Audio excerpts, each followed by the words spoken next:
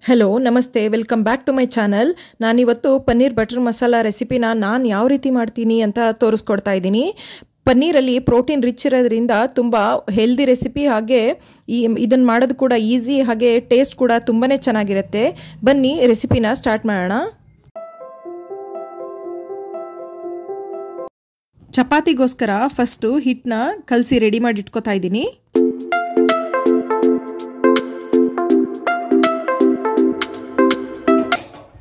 First ಒಂದು PAN ಇಡೋಣ.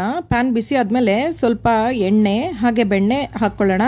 Actually full ಬೆಣ್ಣೆ ಹಾಕಿ ಮಾಡಿದ್ರೆ ತುಂಬ ಚೆನ್ನಾಗಿರುತ್ತೆ, ಬಟ್ ಫುಲ್ ಬೆಣ್ಣೆಯಿಂದ ಮಾಡೋದು ನಮಗೆ ಯಾರಿಗೂ ತುಂಬ ಅಷ್ಟೊಂದು ಇಷ್ಟ ಆಗಲ್ಲ. ಅದಕ್ಕೆ ಸ್ವಲ್ಪ 1 ಸ್ಪೂನ್ ಬೆಣ್ಣೆ ಹಾಗೆ 1 ಸ್ಪೂನ್ ಎಣ್ಣೆ ಯೂಸ್ ಮಾಡ್ತೀನಿ ನಾನು. ಬೆಣ್ಣೆ ಎಲ್ಲ ಕರಗಿದ ಮೇಲೆ ಇದಕ್ಕೆ ನಾವು ಹೆಚ್ಕೊಂಡಿರೋ ಈರುಳ್ಳಿ ಹಾಗೆ ಶುಂಠಿ ಮತ್ತು ಬೆಳ್ಳುಳ್ಳಿನ ಹಾಕ್ಕೊಂಡು ಹುರ್ಕೊಳ್ಳೋಣ. ಇದು ರುಬ್ಕೊಳ್ಳೋದಕ್ಕೋಸ್ಕರ ಹುರಿತಾ ಇರೋದು. ಸೊ ಈರುಳ್ಳಿ ಸ್ವಲ್ಪ ಟ್ರಾನ್ಸ್ಪರೆಂಟ್ ಆಗೋವರೆಗೂ ಹುರಿದ್ರೆ ಸಾಕು. ಅದ್ರ ಜೊತೆ ಬೆಳ್ಳುಳ್ಳಿ ಮತ್ತು ಶುಂಠಿನೂ ಕೂಡ ಹುರ್ಕೊಳ್ಳೋಣ. ಈರುಳ್ಳಿ ಸ್ವಲ್ಪ ಫ್ರೈ ಆದಮೇಲೆ ಅದಕ್ಕೆ ಟೊಮೆಟೊ ಕೂಡ ಸೇರಿಸ್ಕೊಂಡು ಚೆನ್ನಾಗಿ ಹುರಿಬೇಕು. ಟೊಮೆಟೊ ಜೊತೆಗೆ ಸ್ವಲ್ಪ ಉಪ್ಪು ಹಾಕ್ಕೊಂಡು ಫ್ರೈ ಮಾಡಿದ್ರೆ ಬೇಗನೆ ಫ್ರೈ ಆಗಿಬಿಡುತ್ತೆ. ಉಪ್ಪು ಹಾಕಿ ಮಿಕ್ಸ್ ಮಾಡಿ ಒಂದು 2 ಮಿನಿಟ್ಸ್ ಲಿಡ್ನ ಕ್ಲೋಸ್ ಮಾಡಿ ಬೇಯಿಸಿದ್ರೆ ಬೇಗನೆ ಟೊಮೆಟೊ ಸಾಫ್ಟ್ ಆಗಿಬಿಡುತ್ತೆ.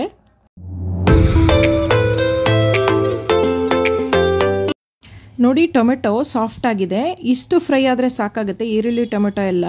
ಇವಾಗ ಇದನ್ನು ಒಂದು ಪ್ಲೇಟ್ಗೆ ಟ್ರಾನ್ಸ್ಫರ್ ಮಾಡ್ಕೊಳ್ಳೋಣ, ಯಾಕಂದರೆ ಇದು ತುಂಬ ತಣ್ಣಗಾಗಬೇಕು ರುಬ್ಬೋದಕ್ಕೋಸ್ಕರ. ಇದು ಒಂದು 10 to 15 ಮಿನಿಟ್ಸ್ ಬಿಟ್ಟರೆ ತಣ್ಣಗಾಗುತ್ತೆ.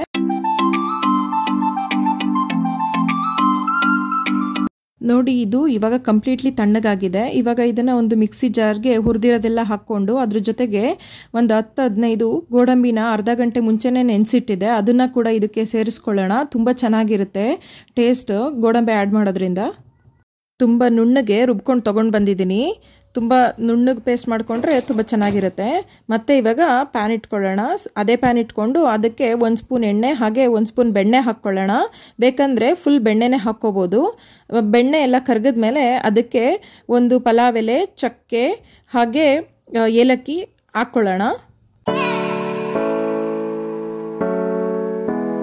ಸ್ಪೈಸಸ್ ಎಲ್ಲ ಫ್ರೈ ಆದಮೇಲೆ ಸ್ವಲ್ಪ ಅರಿಶಿನ ಪುಡಿ ಹಾಗೆ ನಮಗೆ ಖಾರಕ್ಕೆ ಎಷ್ಟು ಬೇಕೋ ಅಷ್ಟು ಅಚ್ಕಾರದ ಪುಡಿನ ಹಾಕ್ಕೊಂಡು ಲೋ ಫ್ಲೇಮ್ನಲ್ಲೇ ಒಂದು 5 to 10 ಸೆಕೆಂಡ್ಸ್ ಮಾತ್ರ ಲೈಟಾಗಿ ಫ್ರೈ ಮಾಡಬೇಕಾಗತ್ತೆ. ತುಂಬ ಹೊತ್ತಾಗ್ಬಿಟ್ರೆ ಅದು ಕಪ್ಪಾಗಿಬಿಡತ್ತೆ. ನೆಕ್ಸ್ಟ್ ಇವಾಗ ರುಬ್ಬಿಟ್ಕೊಂಡಿರೋ ಮಸಾಲ ಫುಲ್ ಹಾಕಿ ಚೆನ್ನಾಗಿ ಒಂದು 2 to 3 ಮಿನಿಟ್ಸ್ ಚೆನ್ನಾಗಿ ಫ್ರೈ ಮಾಡಬೇಕಾಗತ್ತೆ. ನೀರನ್ನ ಮಿಕ್ಸ್ ಮಾಡ್ಕೊಳ್ದಿರ ಹಾಗೆ ಫ್ರೈ ಮಾಡ್ಕೋಬೇಕಾಗತ್ತೆ. ಎಣ್ಣೆ ಬಿಡೋವರೆಗೂ ಫ್ರೈ ಮಾಡಿ ಅದಾದಮೇಲೆ ಸ್ವಲ್ಪ ಮಿಕ್ಸಿ ಜಾರ್ನ ಕೂಡ ಸ್ವಲ್ಪ ತೊಳೆದ್ಬಿಟ್ಟು ಅದ್ರ ನೀರನ್ನೇ ಸೇರಿಸ್ಕೊಂಡು ಮತ್ತೆ ಚೆನ್ನಾಗಿ ಸ್ವಲ್ಪ ಮಿಕ್ಸ್ ಮಾಡಬೇಕಾಗತ್ತೆ.